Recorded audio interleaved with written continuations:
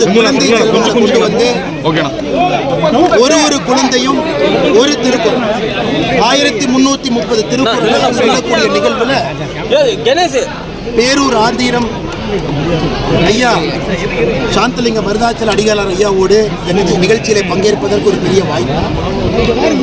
இன்னைக்கு உலக பொதுமுறை நம்முடைய திருக்குறள் நூல குறிப்பாக பிஞ்சு மனங்கள் குழந்தைகள் 1300 பேர் 330 பேர் ஒரே இடத்துல வந்து ஆளுக்கு ஒரு திருக்குறளை சொல்லக்கூடிய நிகழ்வு இந்தியாவிலே முதல் முறையாக திருப்பூர் பெருமாள் நடந்து கொண்டிருக்கிறது.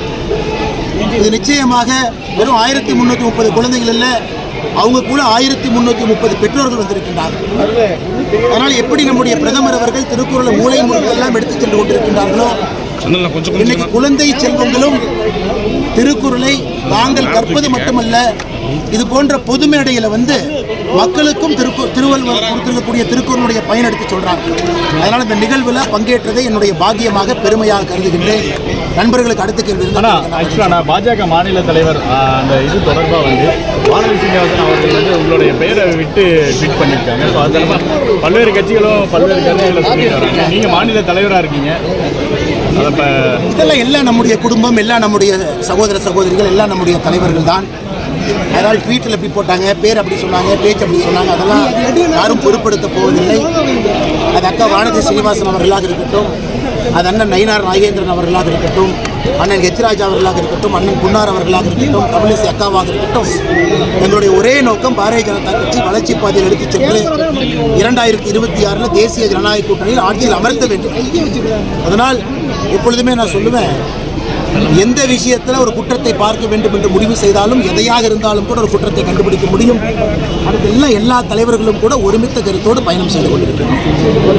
இந்த வேங்கையல் விவகாரத்தில் இந்த திருமாவளவன் எம்பி கூட அவர் இந்த மாதிரி தமிழக அரசு செயல்பட்டது இல்லைங்க ஒரு கருத்து தெரிவிச்சிருக்கேன். இன்னைக்கு திமுக என்றாலே அது ஒரு டிராமா கம்பெனி, நாடக கம்பெனின்னு சொல்லுவோம்.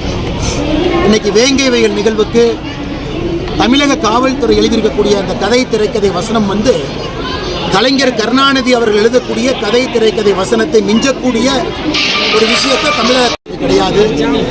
யாருக்கும் இதன் மீது நம்பிக்கை இருக்க போவதில்லை. வேங்கை வயல் சம்பவம் நடந்து ஆண்டுகளை கடந்து நின்று கொண்டிருக்கின்றோம். இன்னைக்கு ஏதோ சமுதாயத்துக்குள்ள ஒரு பிரச்சனை, அதிலே ஒருவர் இந்த மாதிரி நாங்கள் கலக்க போறோம்னு பேசினாங்க, அதை செய்து காட்டுவதற்காக அவங்க செஞ்சாங்க அப்படின்னு இத்தனை நாட்களாக இல்லாத ஆடியோ வீடியோ வெளியே வருது.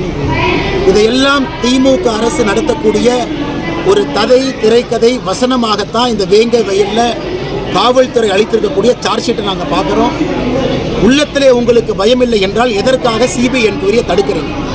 இன்னைக்கு கள்ளக்குறிச்சியினுடைய சாராய சாவு அந்த வழக்கில் உயர்நீதிமன்றம் உச்சநீதிமன்றம் எல்லாம் சிபிஐக்கு பரிந்துரை செய்து சிபிஐ வந்துட்டாங்க.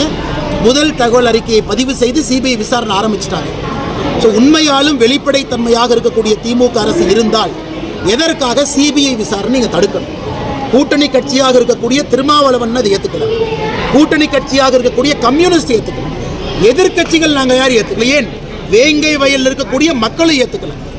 அப்ப யாருடைய கண்ணை துடைப்பதற்காக இது போன்ற போலித்தனமான செயல்ல திமுக அரசு ஈடுபட்டிருக்கின்றார்கள் என்பதை அவர்கள் தான் தெளிவுபடுத்தினார். அதிமுக கூட்டணி தொடர்பாக அவர்கிட்ட பேசினாலே போதும், நாங்கள் ரைடு விட வேண்டியதில்லை அப்படின்ற ஒரு பதிவு பண்ணியிருக்காரு. ரைடு விடுறதுக்கெல்லாம் நயினார் அன்னைக்கு எந்த அதிகாரம் இல்லைங்கண்ணா.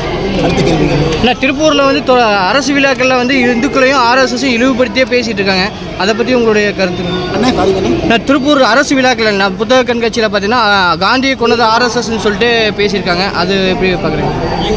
இன்னைக்கு திமுகவில் உறுப்பினராக இருக்க வேண்டும் என்றால் முதல் தகுதி என்பது படிக்காமல் இருக்கணும்.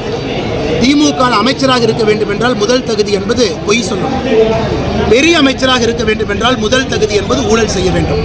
இந்த 3 தகுதிகளும் இருக்கக்கூடிய ஒரு திமுக அமைச்சரோ, திமுகவினுடைய எம்எல்ஏவோ, திமுகவுடைய மக்கள் பிரதிநிதியோ ஆர்எஸ்எஸ் தான் காந்தியை கொன்றாங்க என்று பொய் சொல்வதில் எந்த ஒரு புது விஷயத்தையும் நான் பார்க்கிறேன். அவர்கள் பொய்யிலே பிறந்தவர்கள், ஊழல் செய்வதற்காக பிறந்தவர்கள், அடிப்படை அறிவில்லாதவர்கள். அதனால் அவங்க சொல்வதை பெரிதாக பொருட்படுத்த வேண்டாம் என்பது என்னுடைய கேள்வி. அரசு விழாவில் அப்படி நடந்தது. அரசு விழாவில் யார் பேசினாங்க?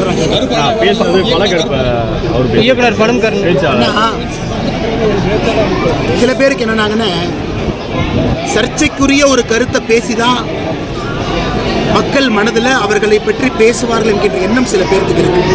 சர்ச்சைக்குரிய கருத்து நீங்கள் சொல்லக்கூடிய எந்த தலைவர் பேரையும் நான் பயன்படுத்தலை. எனக்கு தமிழகத்தில் எந்த விதமான அரசியல் நடக்குதுன்னா மேடை ஏறி மைக்கு பிடிச்சி, ஏன்னா மைக் இலவசம், வாய் இலவசம், பேச்சு இலவசம். சர்ச்சைக்குரிய 2 கருத்தை பேசினா மீடியாவில் அது ஒரு ஊரை 10 நாளைக்கு இருக்கும்.